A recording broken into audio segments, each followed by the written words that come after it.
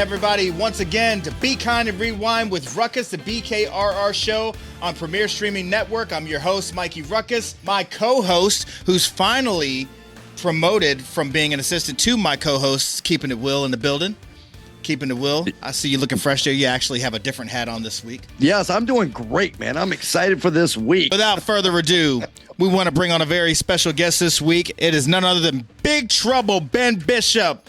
Ben in the building. Ben, how you doing? Couldn't get the full moniker there. The Earthquake and Pillars shaking, leader of the Meat Pop Express. One of the people come to see, made for TV. Old BT Double B. Mikey, Will, how are we doing? I'm doing great. I'm so excited to be here on Be Kind and Rewind. When you hit me up, I was elated. I couldn't wait to join and talk about my favorite movie of all time, and we'll get right to that in just a second. But gentlemen, thank you for having me. Happy to be here. Now the question is, how are you doing?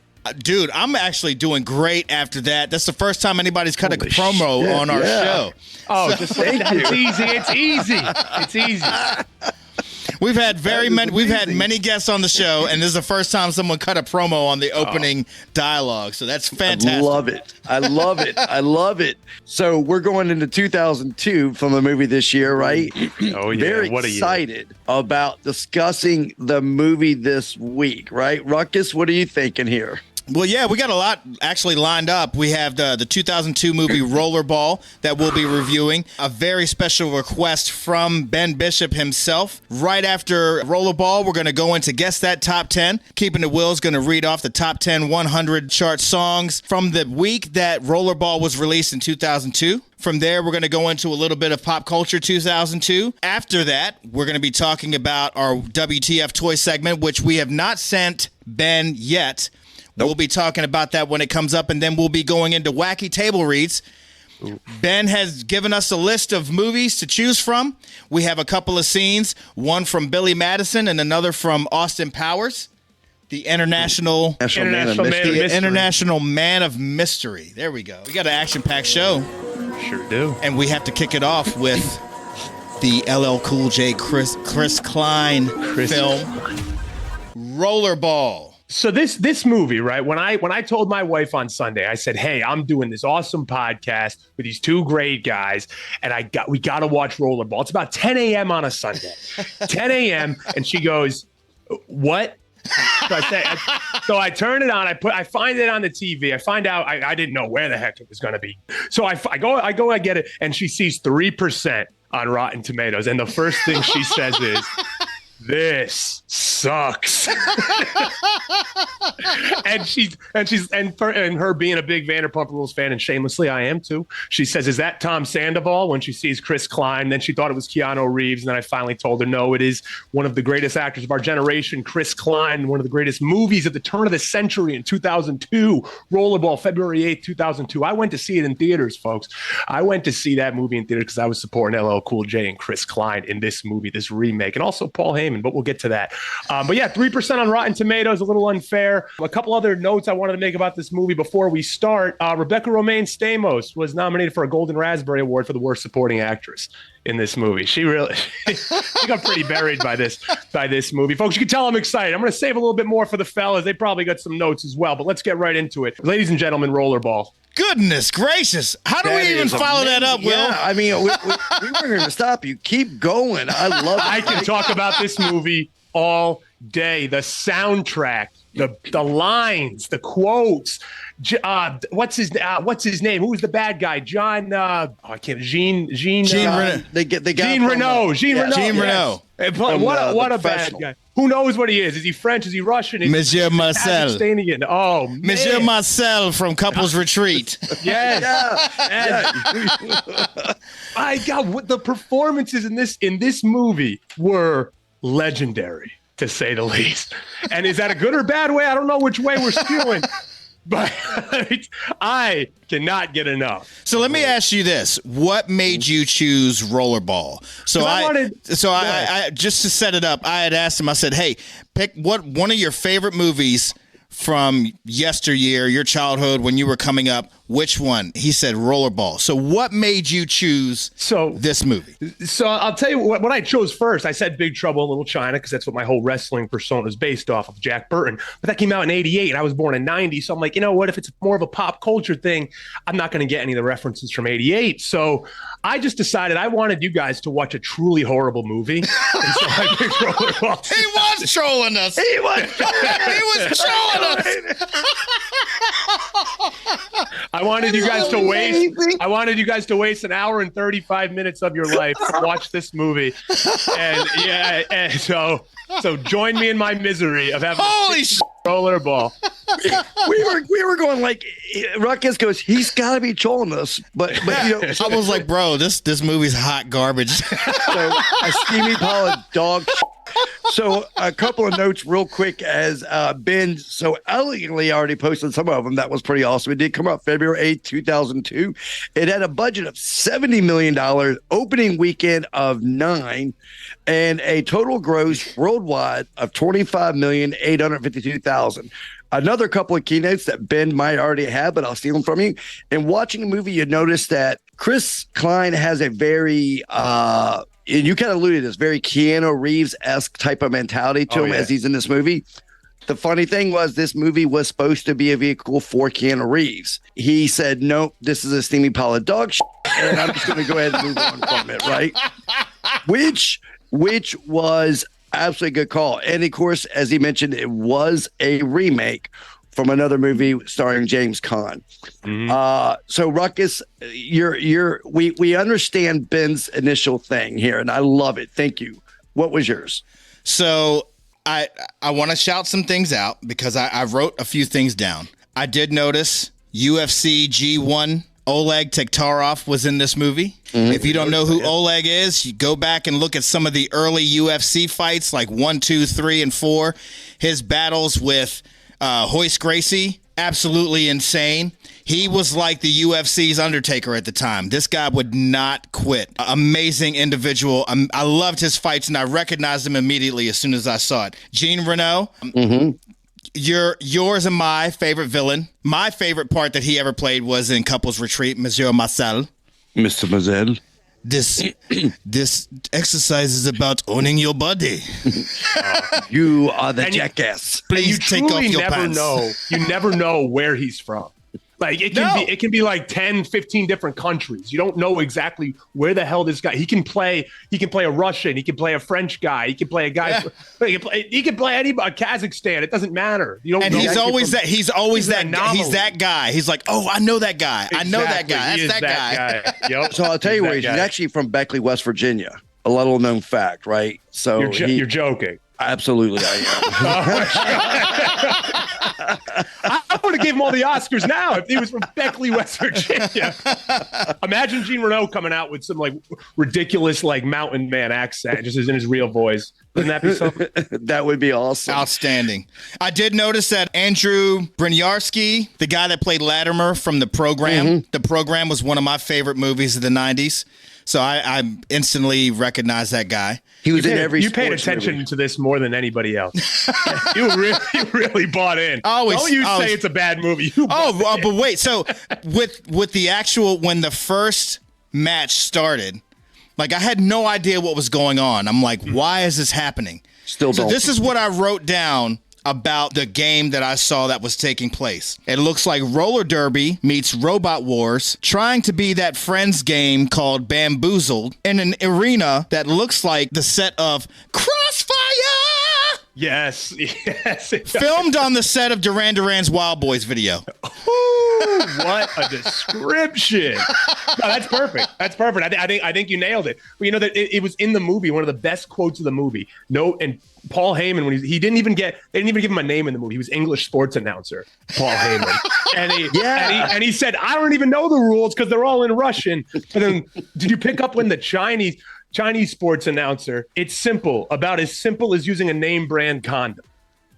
Did you catch that quote? No. It was in Chinese, but it was the subtitles on what it said. And I remember Paul Heyman shot him a look. But the corporate synergy that Rollerball had with these sponsors nonstop, that was pretty revolutionary. Yeah. I'd say. I'd say they were on top of it. They must have been raking in the dough with these corporate sponsorships. And they were all pissed off at the end.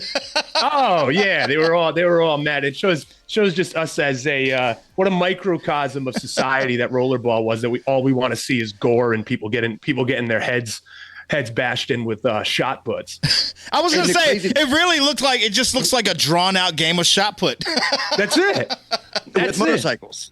Right. And of course, Chris Klein's character, of course, he was an NHL dropout and number one pick. He was the number one pick. And he's like, I think I got a shot this year, brother. And I got a shot. Come over with me to Kazakhstan and play this game for a bunch of mobsters and miners sitting here.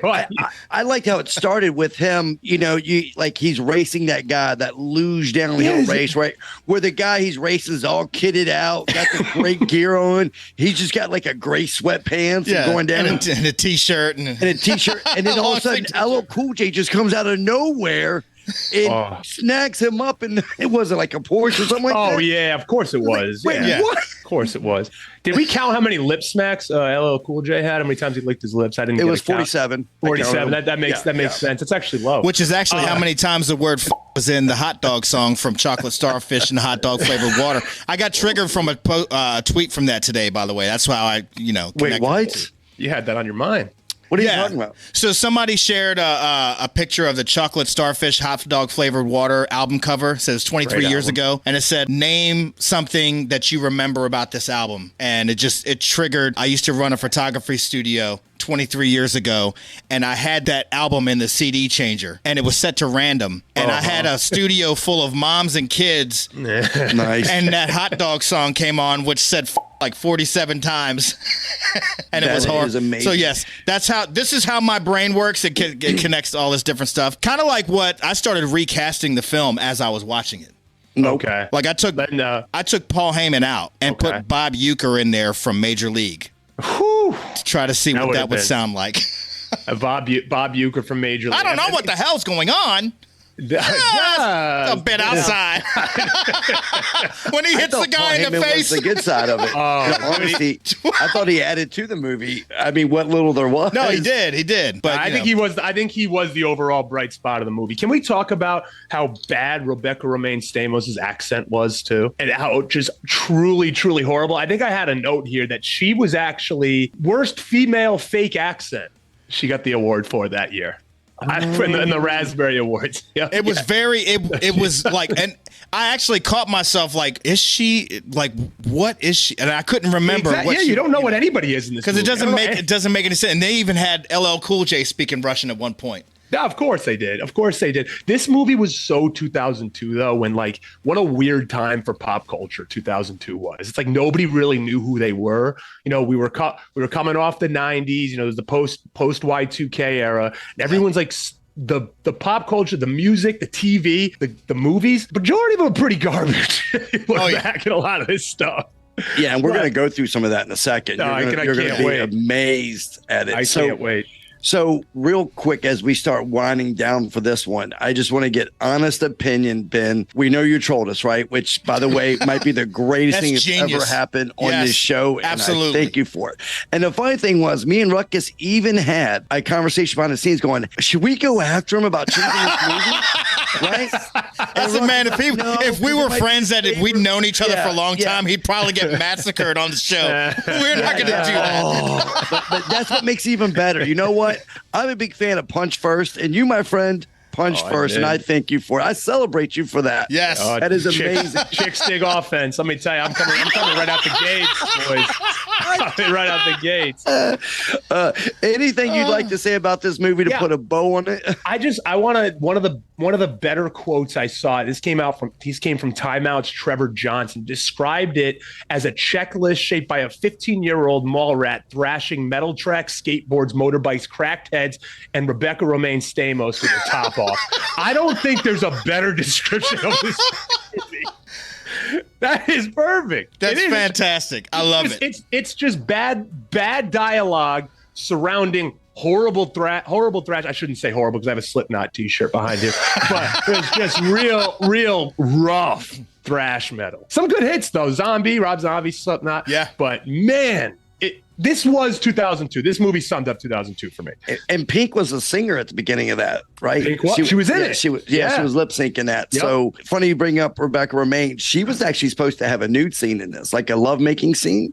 And she said, I'm not doing it, and you have to put a scar on me, because she wanted this to be her breakout role, right? This was going to be the one. Yeah. So it killed Chris Klein's career. He had to be Dusty. What was the guy's name from Just Friends? Oh, yeah. Dusty, I know who you're talking about. And he came out with the album just simply Dusty. But anyway, he did movies like that, which was a good movie, but very small part. Because some degrees. Because he was, I mean, to be honest, he had American Pie. Yeah. You know, so that was big. That was big, obviously. And then after this, you're right, man. Yeah, it's like they have an idea of where his trajectory is going to go, and one bad move, like one bad movie, and that's it. Killed it. And this was, if you look at it, like I said, he had American Pie. He had Election, which was by the way, it's Dusty Dinkelman was his name. Dusty Dinkelman. And yeah, he was going to be the next one. And he still he just never rebounded from it. No, he sure didn't. Oh my God, I'm going through this list. He had Just Friends, which was fine. But then it just fizzled out at that point. Then it was just like TV shows, American Dad, the Street Fighter Legend of Chun-Li, another awesome movie. That was real good too. Doing voiceovers in video games. Like, oh my God. It killed Chris Klein. It destroyed him. And like I said, he was he came out of the gate with American Pie and Election, right? Then he did Here on Earth. I don't know if you know that, but it's like a teen romantic movie. Really actually good movie. And then American Pie 2, and then Rollerball was his breakout. He was supposed to combine that with We Were Soldiers, and that was going to launch him into leading man status. It launched him into solo man status. Oh, it launched him right into the sun. Yeah, he's down that. Oh, poor guy. Yeah, it affected a lot of people, actually. The director as well. Like, he didn't do much after that either. Oh, well, the director got arrested. Did he? You know that? No. What? Tell us. In 2013, director John McTiernan was sent to federal prison for making a false statement to an FBI investigator about the hiring of the private investigator to illegally wiretap the producer of this movie. Oh my God! It was doomed to begin with. Oh my God. It was so bad people went to federal prison. God. And that was 2 years before this movie came out. He was wiretapping this guy. So everything you saw in the movie, how corrupt everything was, even behind the scenes of this movie was corrupt. You have wiretapping each other. Guys going to federal prison because of this absolute piece of pile of garbage. Yeah, and I guess his wife, I'm looking at it right here, his wife filed a suit against him as well. Like there was a lawsuit, right? It ruined his life. Because he wiretapped her phone as well while they were going through divorce procedures. Oh my God! I wonder if the producer and his wife were together. Man, that's so great. Keeping it Will, I have to say that this has got to be the greatest pick of all time. It has to be. I would agree. Oh, yeah. Ben, thank you very much. You're welcome. You have made us all better people tonight. I know. And here I was thinking the best part of the whole movie was when the reporter had asked LL Cool J if his mom was a crack whore. And he said, no, she's a pediatrician. And then they laugh, and then the subtitle on the TV says, yes, it's true.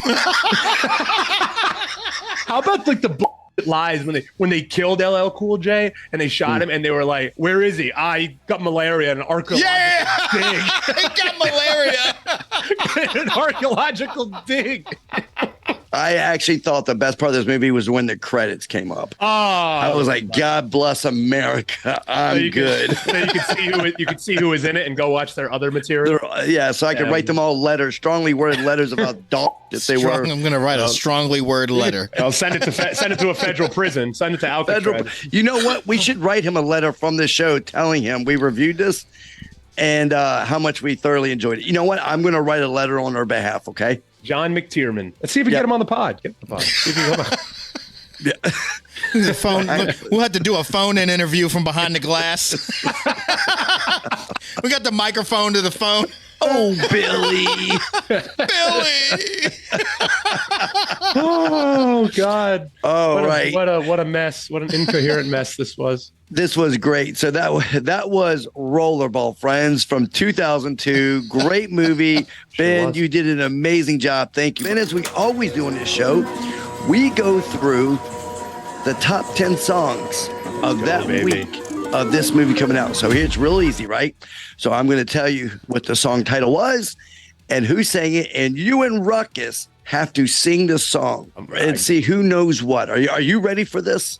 2002 was a developmental year for me, so I know this is this is meant. Oh yeah, no, I took a quick look. I'll spoil it. I took a quick look, and I was like, oh, this is easy. He took you spoiled it. I took a no. I didn't look at any of the lyrics. I just wanted to take a quick look and see. Give it a look, and no, I was like, it's like when you get your presents for Christmas and you have to go shake the boxes. I shook the box a little bit. Yeah, I shook the box. What's in the box? What's in the box? Another good movie. All right, so let's get this started. Number 10, "Ain't It Funny" by Jennifer Lopez, featuring not a good Ja Rule. Ain't it funny? Oh Ain't God, it I actually I don't remember that one. I think I totally forgot this one. Wow, I'm already stopped. Wow, horrible. So I believe it was something like, it was Ja Rule, like, da-da, baby, it's murder. Baby. That's any Ja Rule song.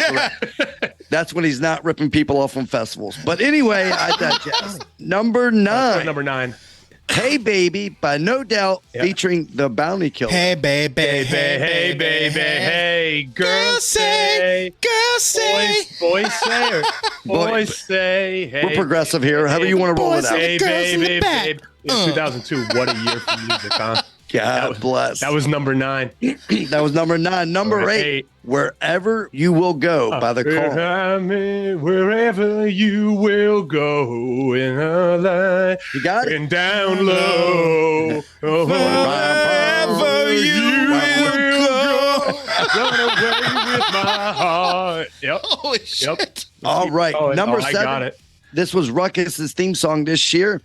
"A Woman's Worth" by Alicia Keys. Oh, you go ahead. I'm gonna give you the floor, bud. That was his jam.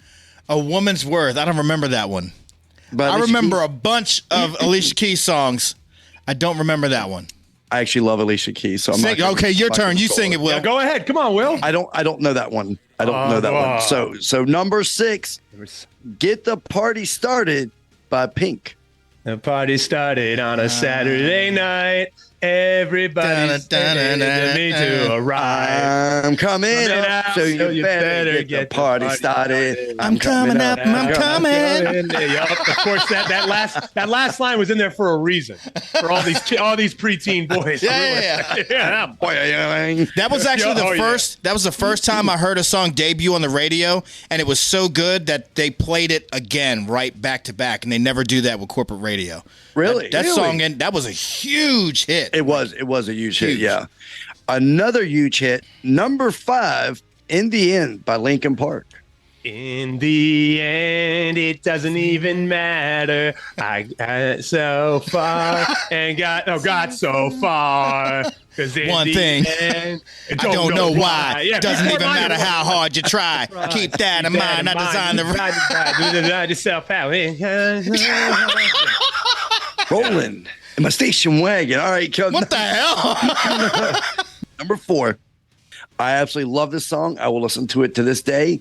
I have no shame. "My Sacrifice." Oh my God.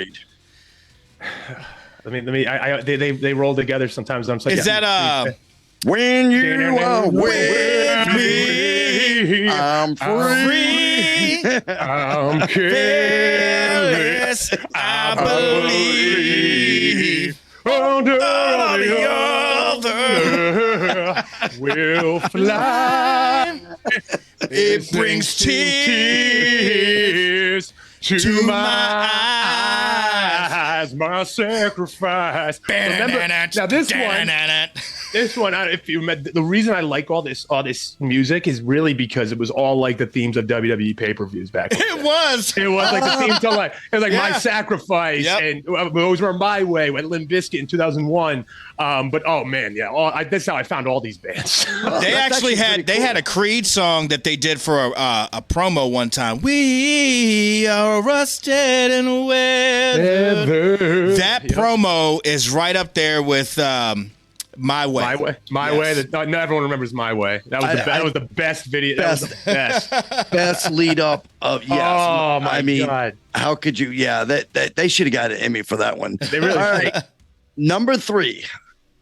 We have a repeat offender on this list. Oh, shit. Ja Rule featuring Ashanti. Always on time. Always on time. I I'm gave always you there, you call. Oh, yeah. I'm always on time. That's right. Gave you the same Ja Rule. So, it doesn't matter what song it is. Oh baby. Eminem dropped a diss track on him and basically called him out for that. It says that he keeps copying different rappers to try to stay Who did? relevant. Eminem, number 2. This band gets a lot of flack, but I really think that they're a good I know band. where you're coming from. I know. And they millions and millions of records. Everyone likes their songs. Ready. Just got I'm ready. popular or make fun of them, but really they're a great band. And in I'm ready to go. 2008, they helped me buy a house in 2008. So they will always be special to me. How you remind I'm gonna me guess. Oh, by never mind. Nickelback. I was gonna say it's got to be Nickelback. Never made it as a wise man. Never cut it as a poor man stealing. And this Tell him is no how blind you man. remind me of what I really am. This is how you remind me of what I really am. Take it, Will. Sound like me for thee. Don't know the words. but I'm sorry. This time I just take it. No matter how hard we'll make it. And I've been wrong. I've been down to the bottom of every bottle. Yep. I was waiting Okay. for you to call that one out. People that are just listening to this are like, what the hell? They turned it off at this point. It's totally off. All right. Fast forward. Number 1. 5 weeks at number 1 already. 2002. Another slow jam for you and your boo. You Got It Bad by Usher. You should go got on the it, radio. bad. When you're all alone, ain't hang up, but you call right back. That's all I know of the song. Got it, you got it bad. When you miss a date, Oh. life's on track. Yeah, my wife's probably yelling at me like the lyrics from downstairs right now. I looked. That's an amazing top 10. I looked at the wrong week. I looked at the week after, and Nice. I thought we were gonna get Whenever, Wherever by Shakira on it too. Another good one. Whenever, 7 days, and then they're gonna be together. That's 7 Days by Craig David. So some interesting facts of pop culture. See if you guys remember these. You can stop me at any point, okay, if you want to discuss certain ones. But in 2002, we had Bennifer. Everybody knows that they swept the nation that year. Justin Timberlake and Britney Spears broke up, and it gave us the album that Justin put out. I believe it was Cry me a river. that he completely slayed her. Halle Berry wins Best Actress at the Oscars, and that was the same year that Denzel won. And I remember the local newspaper, and Rukus, you might remember this. The local newspaper, in caps, it says "Blacks win Oscars." Jesus Christ. Again, so 2002. Yeah, we're like, wait, there's no way that this is real. Wow. But low-rise jeans were a big fad back then. It also 2002 gave us Spider-Man, young Tobey Maguire. It also gave us the Eminem Show by Eminem, which was a massive, massive hit. As we look at retro TV, we had The Wire. Have you seen The Wire, Ben? Oh yes, I have seen. I saw the first season. I used to live in Baltimore. I lived in Baltimore for 4 years, so I knew a lot of the places The Wire was filmed. I didn't go to them very often, but I know a few of the spots that The Wire was filmed. One of the all time great shows. Could you imagine, Rukus? Have you seen The Wire? I haven't. It was on my wall at Blockbuster, and I never watched it. Yeah, Absolutely watch it. And for 2002, it was also the year that PlayStation slashed its prices in half to compete with the likes of Nintendo, Sega, and Microsoft, right? Because they were having softening sales. Yeah. And it then went on to become the most selling video game unit of all time. Was that PlayStation 1 or 2? PS2. Yeah. PS2, that's right. PS2. It was. Yeah, that was my favorite. Again, like 12. I was 12 years old then, so that's like the ultimate like development years. Just so all the kids that are watching, just so everyone knows, Bennifer is basically like Travis Kelce and Taylor Swift. If that's what they Ben were. Affleck, Jennifer That's a good way Lopez. of putting it. Yeah. So just if you weren't born then and you wanted to know, that's what I'm going to compare it to. That's how relevant they were. We have Bennifer Part 2 now, though. We do. They got married. And isn't it amazing how miserable he looks at every picture? I was going to say he looks absolutely miserable with his life. He is the prototypical. And I'm being from the Northeast. He's the prototypical guy from Boston. He's always got a cig. He's always got a coffee. He always looks miserable. Always has a 5 o'clock shadow. He is Boston to a T. To a T. Yeah, he's Batman to me. So like Ben Affleck can do no wrong. Plus, he was the bombs in Phantom, yo. He's your Batman. He's your Batman. Absolutely, not even a question. Like I'm a huge. I thought you said you like Robert Pattinson. Yeah, I was gonna say I do like Robert Pattinson, but when it comes to said you like George Clooney. I did like Clooney. I like Kilmer was my Batman. I loved Kilmer. Kilmer was my favorite one up till then. I don't know if you're trolling that, but I did love. No, I swear. Because again, I was young. I loved Kilmer. How old were you when? So you remember 90. when Forever came out? Batman Forever? Yes. I think that was 96, 97? 95. 95. I watched it religiously when I was a kid. So yeah, I was 5 then, but I remember watching. This is funny. I always say this because my niece and nephew, it's like we can't have certain things on in the house. It's always like the Paw Patrols and the all these kids shows, Bluey and that type Bluey, of stuff. yeah. But I'm like, when I was a kid, when I was like 8, 9 years old, I was watching Wayne's World, Austin Powers. Like, I shagged me. Yeah.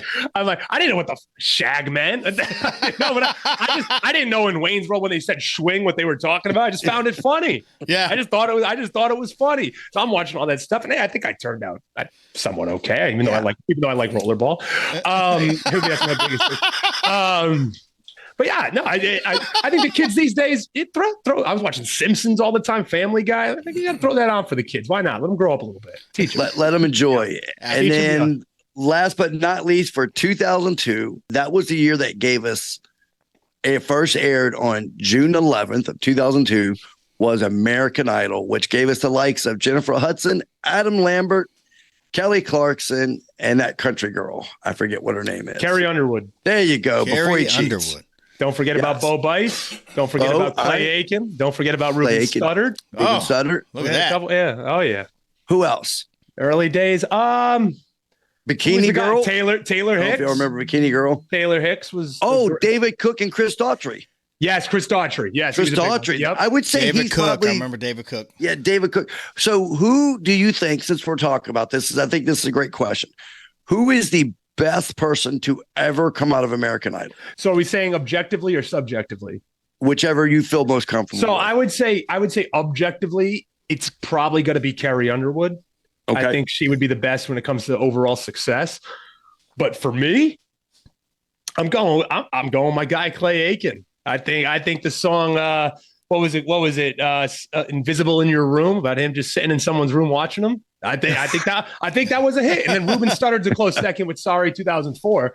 But I think they were underrated. I don't think they got a fair shake. So if you look at it through there, Carrie holds the top spot with a net worth of $140 million. Mm-hmm. She's the most profitable and has won 7 Grammy Awards as well. So yeah, I would say you're in there. Ruckus? So I didn't watch all of the seasons. I started watching them when Mrs. Ruckus and I got together, which was in 2009. They weren't winners, but the most talent that I saw that I was most impressed with was Crystal Bowersox. And I remember. And the guy's name was Casey. I don't remember his last name, but he looked like Seth Rogen, and he played an upright bass. And one more, and I have to throw this one out there because she actually sang on one of the tracks on my album. Her name is Tristan McIntosh. Tristan McIntosh. She was she was a finalist, I want to say season 16. Mm-hmm. Tristan McIntosh, she was very young when she performed there, but she actually sings a hook on my song No Control on the Bring the Ruckus album, which is Michael Oku's entrance theme for Revolution Pro Wrestling. All right. Wow. Well, how'd you get her? Did you just email her? Or? No. So I was working with a guy by the name of Matt Dice, who played in a band called All That Remains. And we were just kicking around some different ideas because I needed a powerful female singer. And he was like, I got one for you. And she lived like 2 houses down from him in Nashville. So she came over and she crushed that hook like out of nowhere. She just she wrote the hook in a day and recorded every part of it. And I was absolutely blown away. And it's a major staple in my album. That's release. pretty cool. What a fun fact that is. That is really cool. You forgot about one more too. Go ahead. Sorry, Will, if you were going to say it. No, please. No, you say yours because you're going to say yours. Well, I was just going to say we actually had a guy from our hometown, Richmond, Virginia, what was his name? Elliot Yamin. Elliot Yamin. I remember him. He was on American Idol. I think he ended up maybe fourth. I was going to say there was one we forgot. Fantasia. Oh, Fantasia. She. All right. I think that's we've never went down that rabbit hole because we've never talked about American Idol, but that was actually kind of cool. We went back a lot of years. Mrs. Rukus would probably be pissed that she wasn't allowed to be in this conversation. Man. But no, we'll have to get the director's cut. She'll have to come in and tell us how wrong we are about everything we just said. It's like a smash cut right now. First of all, these three are morons. Alternate ending. Now, Ben. Yes. So we're big here on pop culture, right? Mm-hmm. We love all things, right? Collectible as well. Rukus is a huge Transformers fan, right? So am I. He collects a lot of Transformers. I'm obviously a huge Batman fan, right? Love toys, love living through her childhood as an adult, right? But every now and then, Ben, somebody makes a toy and you're like, what the fuck? Okay. I'm sending it to him right now. And we're about to send you a toy right now that we would like for you to pull up. And then we would like for you to give us your thoughts on this toy. We Twitter or? I'm going to email it to you. Email it. Okay. Yeah. Okay, cool. Let me pull up the email. So before it's sent, I had an in with toys because my aunt was like a senior salesperson at Hasbro in Rhode Island. Wow. So I had all the small soldiers were my favorite when I was a kid at that time. I had all the small soldiers toys. Let's see what we got. Let's see when it pops up here. But yeah, no, I had the in with all the Star Wars toys too. I had all of them. I had everything. It was amazing. When I had to get rid of them finally because I grew up a bit. Will, no offense. I got real sad. Looking at this, give the audience. Remember that they can't see this right now, so give them what you're seeing. What do you feel? We went over this a bit. That this was a big pop culture point of no, I wouldn't say point of contention, but it was big in pop culture at this time. This action figure that we have on screen here that I'm looking at, and is it? What does he have in his hand? What the hell is that? It looks. It's exactly what you think. We'll go. We're gonna go back. We're gonna go back to, like I said, when Pink said I'm coming. Yeah, I think that was my man Spidey shooting ropes over here like Peter North in 1970. Oh my God. Oh, buddy. Who thought this was, you know what, again, 2002, the fact that this toy can come out with Spider-Man with just 2 huge loads in his hands. And the fact that this was sanctioned, and who made this? It couldn't have been Hasbro. Oh, I wouldn't. It had to be LG. Mattel. They needed the money. They needed the money. And they knew what the hell was selling. There's got a lot of freaks out there that probably love this shit. They were real excited for this. So just to give everybody a little understanding, this is an action figure of Spider-Man. He is standing And in his right hand, he has what looks to be considered, maybe you might think of as an icicle.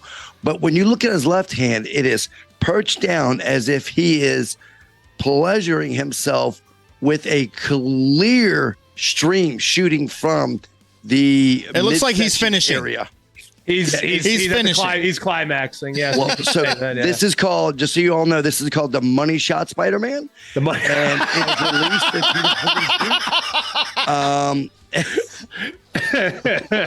2022. So Vivid Entertainment Spider-Man. Vivid Entertainment. This is not your daddy Spider-Man. I'll tell you that right now.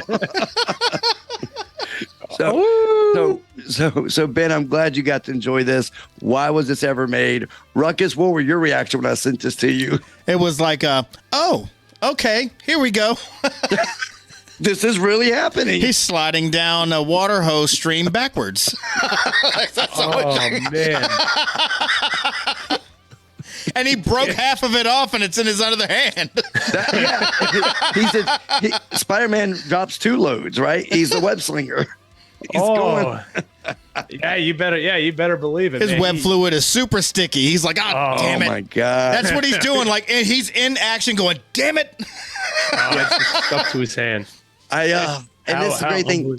I want you to know, Ben, that I've been saving this one. This is a big one. I've been saving this for the right guest, and you, my friend, are that guest. I hope you enjoyed it. I feel honored. Just like I hope you enjoyed Rollerball. That was my gift. That was my gift back to you.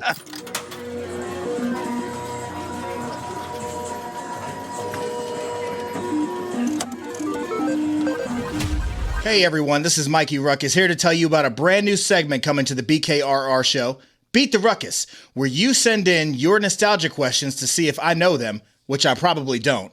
And if you beat the Ruckus, you win a prize.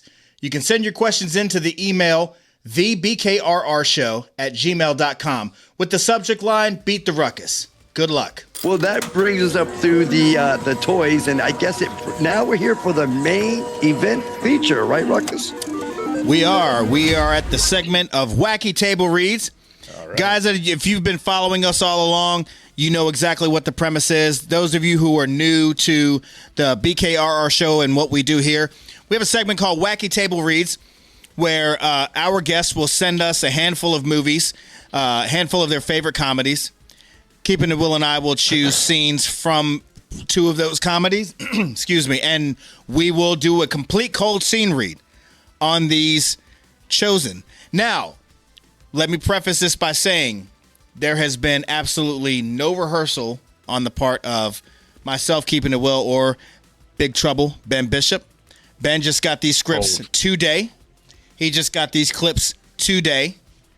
So, as we always do, and as we always say, whatever happens, happens. So the first one up, we have the movie Billy Madison, starring Adam Sandler. All right. And just to kind of set the premise here, Billy is being told by his dad that his dad is retiring and he's giving up the family business. And he's turning it over to, I'm drawing a blank on his name. Carl. No, Eric. Yes. Eric. Yeah, Eric. He's turning it over to Eric, and Billy doesn't want him to. Billy wants to take over the family business.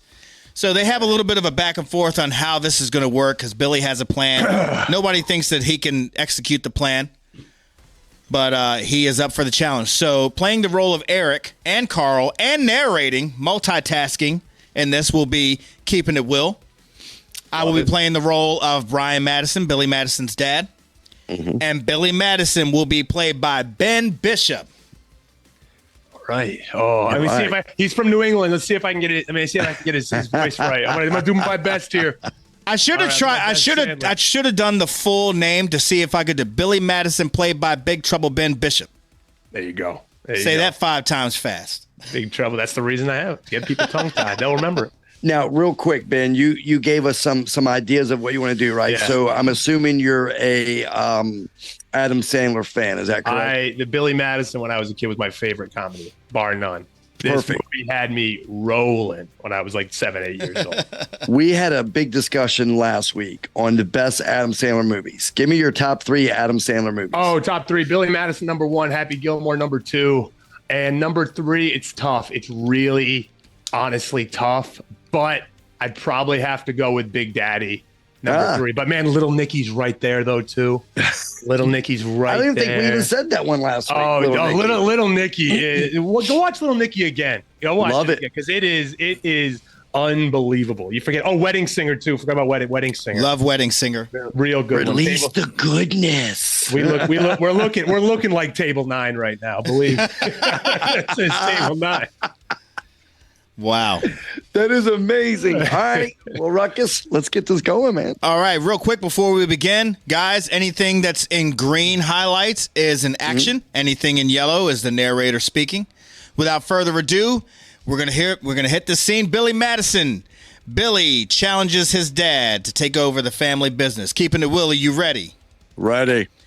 Big Trouble Ben Bishop, you ready? I'm ready. Here we go. 3, 2, 1, scene.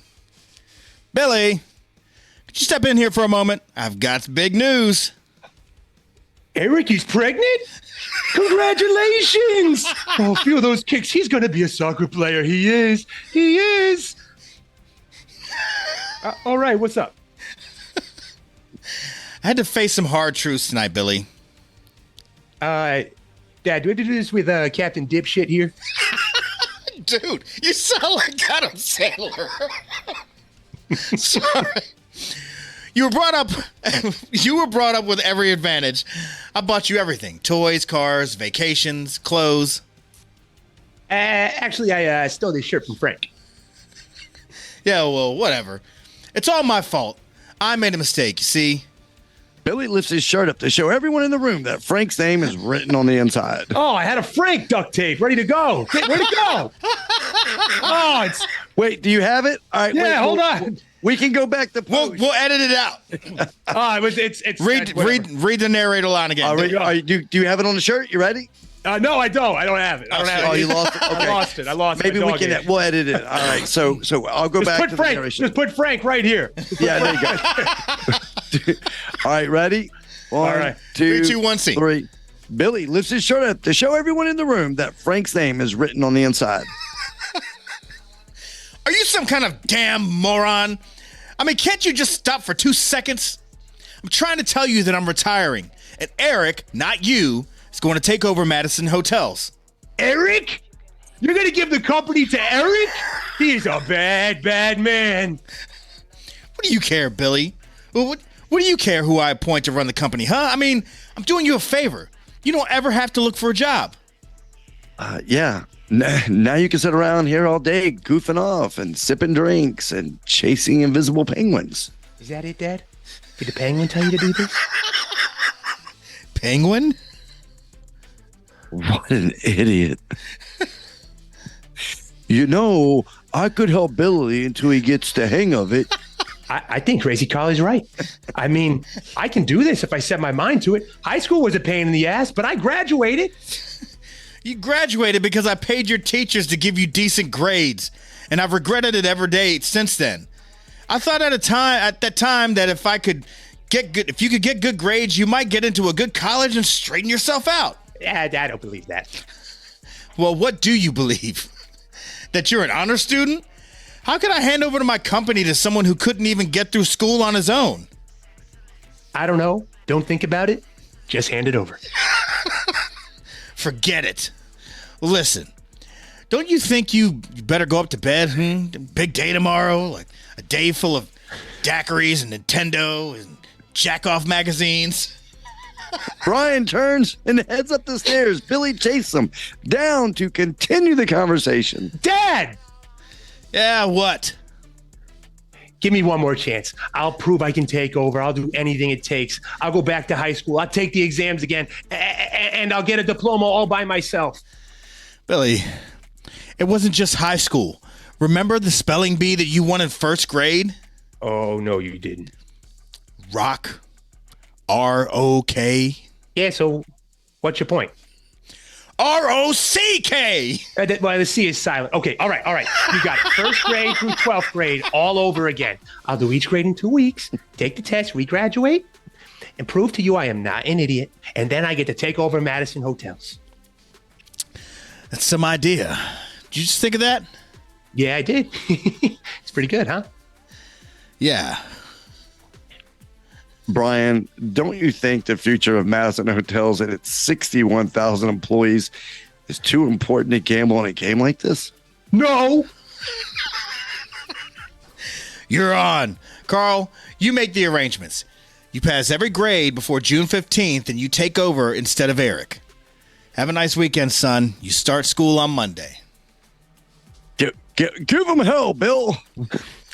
Nice try, ass wipe. But you're just delaying the inevitable. And Brian and Eric Carl leave Billy on the stairs alone as they all turn in for the night. A song begins to play. Culture Club's I Tumble For You. The free spirit that is Billy Madison causes him to dance freely on the staircase as the music plays. Dun, dun, dun, dun.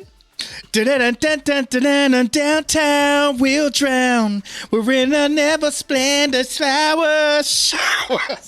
We got the new boy gender. I'll be your baby. I'll be your score. I'll run the gun for you and so much more. I tumble for you. I tumble for you. I tumble for you. I tumble for you. I tumble for you. I tumble for you. I tumble for you. Billy continues to dance away into the night. And scene. Scene. Woo!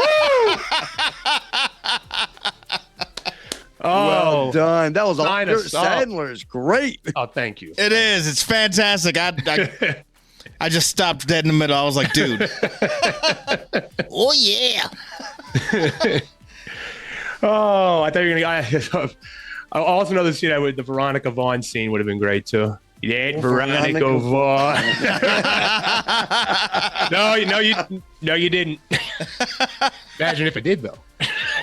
No, I can't. We got it on. No, you didn't. But a friend of mine. I know from experience, dude. It's that damn Sasquatch man. All right, that is great. What's next on the scene? All right, our final scene up for the evening is Austin Powers, international spy of mystery, narrating. Well, International man. Did I say international spy? I said spy twice, didn't I? You got Spy Who Shagged Me. Yeah. No, but this one is International Man of Mystery. International Man of Mystery. Yep. I should have wrote that down on the script so I wouldn't screw it up every time I said it. So it's all good. It's all good. Let's keep going. So let's set the scene up here. So Dr. Evil has been frozen forever, and he gets unfrozen and decides that he wants to have a meeting with all of the villains at his special lair. So, and then he and Mustafa kind of get into it a little bit, and some shit goes down, and we'll see what happens there. So narrating and playing the role of Patty O'Brien is Keeping It Will. I will be playing Mustafa / Will Ferrell.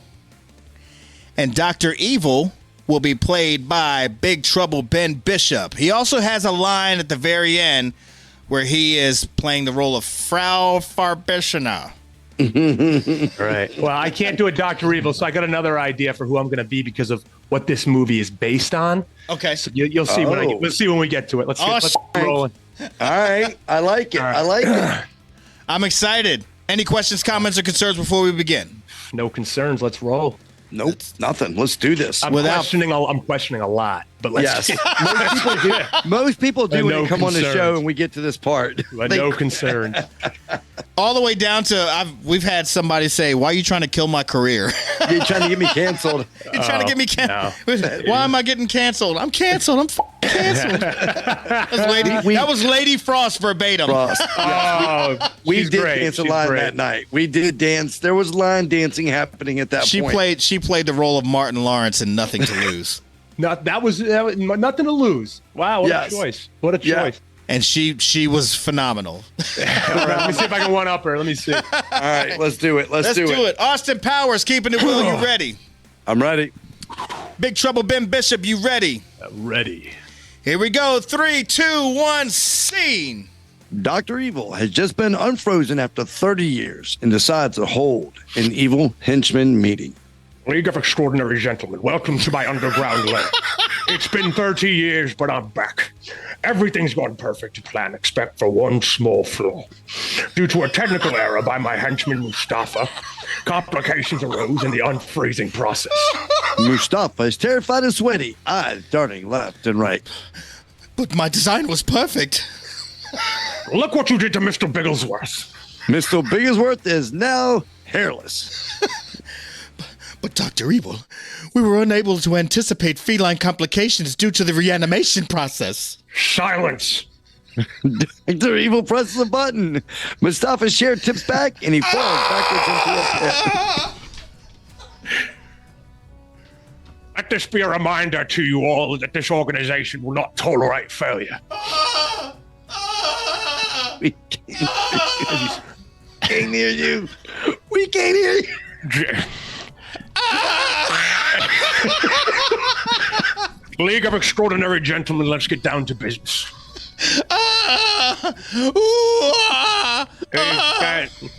We've got a lot of work to do. Someone help me. I'm still alive, but I'm very badly burned. Some of you I know, and some of you I'm meeting for the first time. Hello up there. Anyone? Can someone call an ambulance? I'm quite in a lot of pain. Okay, you've all been gathered here to form my evil cabinet. Dr. Evil picks up a red phone and begins to speak. Yes, Mustafa? No, not dead. Burned. Badly. Yes. Right. If somebody can open the retrieval hatch down here, I can get out. See? I designed this just by myself. And oh, hi. Good. I'm glad you found me. Listen, I'm very badly burned, so if you could just... You shot me! Right, okay, moving on. You shot me right in the arm. Why did... Right. Let me go ahead around the table and introduce everyone. Frau Farbissina, founder of the militant ring of the Salvation Army. Random Task, a Korean evil henchman, evil handyman extraordinaire. Random Task, show him what you can do. Random Task stands up, bows, and takes off his shoe and throws it. It knocks the head off a sculpture across the room. Thank you, Random Task. Patty O'Brien, ex-Irish assassin, his trademark. Around Patty O'Brien's wrist is a charm bracelet. A superstitious man. He leaves a tiny keepsake on every victim he kills. Scotland Yard would love to get their hands on that piece of evidence. Yes, they're always after me lucky charms. Everyone in the room tries to keep a straight face. What? Why does everyone laugh when I say that? They're after me lucky charms.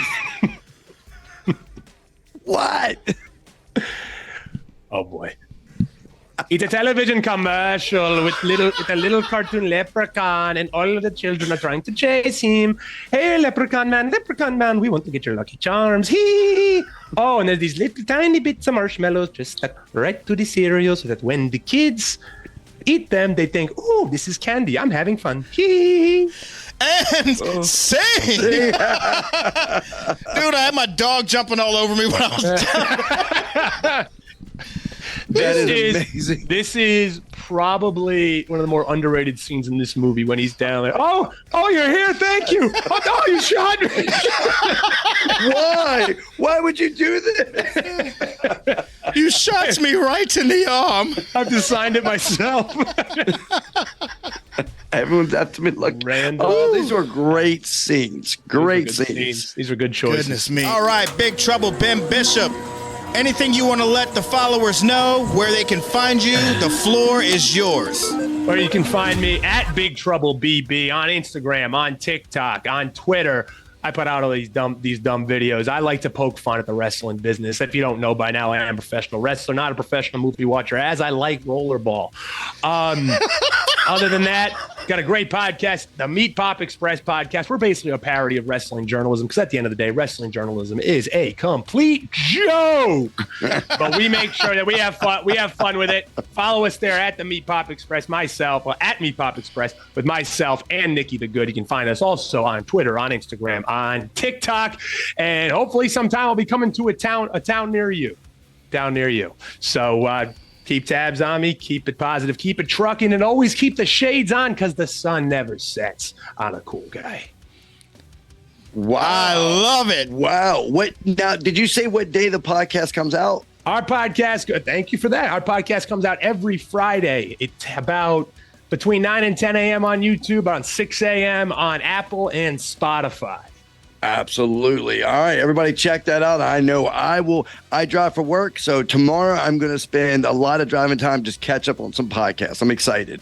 Mm-hmm. If you're a wrestling fan, you'll love it. You'll love it. We have fun. We don't do recaps. We don't do anything like that. We're just two guys who enjoy it, talk about what we like. We ignore what we don't like. How about that? And then I got one more question real quick. I noticed you got a Meat Pop Express hat. Where could one buy something like that at? DMs are open. I kind of stay off pro wrestling tees because they take too much of a cut. So DMs are open for anybody who wants merch. I got a ton of new merch. I got the Meat Pop Express shirts, the fresh new shirts. I also got my Big Trouble Ben Bishop official holiday T-shirts. They might still be available when this pod comes out. Not sure, but hey, if they are, you can get one. You can get one. Also for the Baltimore Orioles, but they got kicked out of the playoffs, and I have a show in Maryland this weekend, unfortunately, and I'm bringing them. So hopefully people still buy them. Yeah, we're still hurting over the Orioles losing. Mrs. Rukus and I. We went to the last game of their season. So you guys are from Richmond. Yeah, we're from Richmond. We were not fans previously, but I used to play baseball coming up, and Mrs. Rukus really got into the playoffs last year. She's like, we're watching baseball from the start of the season this year, and I was like, cool. I've been wanting to watch baseball forever, but I never thought you wanted to. And we had a choice between the Orioles or the Nationals, and we're not watching the Nationals. So seeing what the Orioles did this year was absolutely spectacular.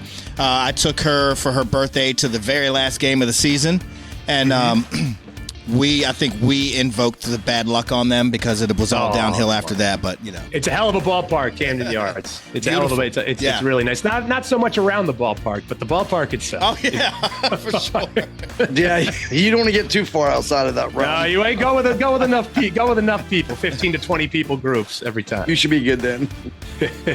Well, Ben Bishop, it was absolutely a pleasure having you on. One of our favorite guests by far. I can like the commentary and everything was fantastic. We cannot wait to have you back on, man. Oh God, I would love to. I was going to say you better have me back on, and I'll pick an even better movie for you both. Absolutely. Pick the movie, and then if you have any scenes that you'd like to do, just write them down and let me know, and we'll set it up. Absolutely. Got it. Ladies and gentlemen, Big Trouble Ben Bishop.